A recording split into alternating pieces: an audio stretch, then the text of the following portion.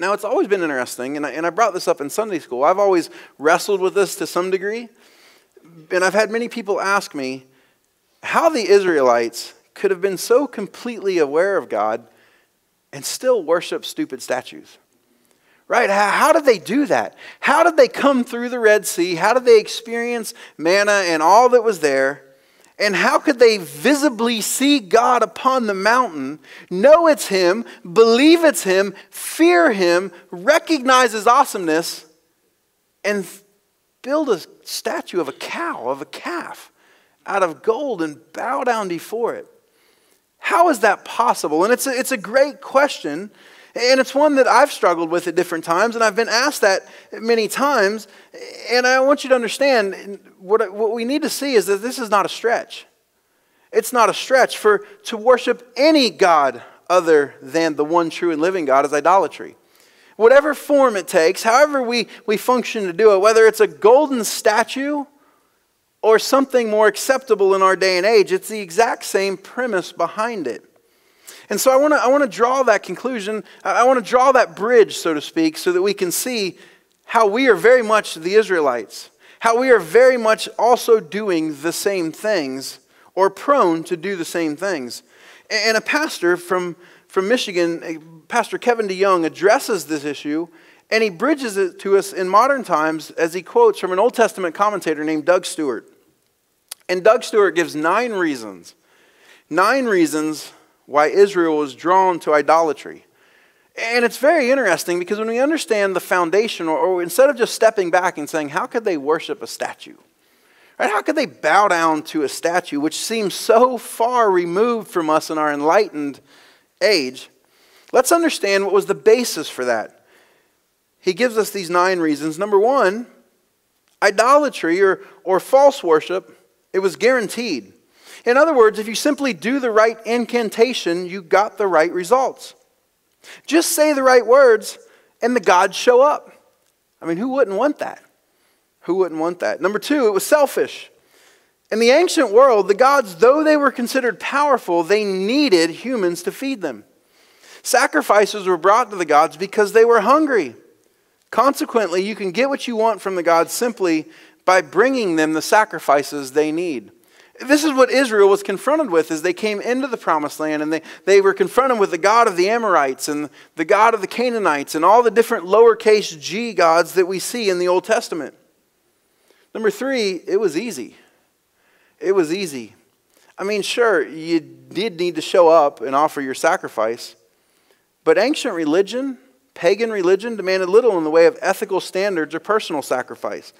In other words, to be a good Canaanite, you did not have to follow an elaborate moral code.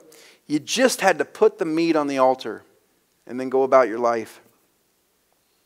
Number 4, it was convenient. As they came into this area, there were religious franchises everywhere.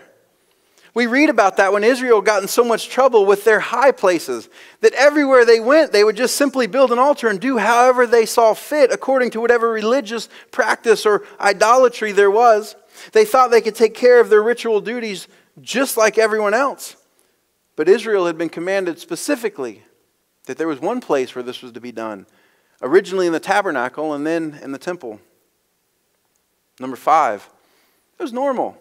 Who doesn't like to be normal? Nobody likes to stand out. I mean, we kind of do, but we do so for all the wrong reasons.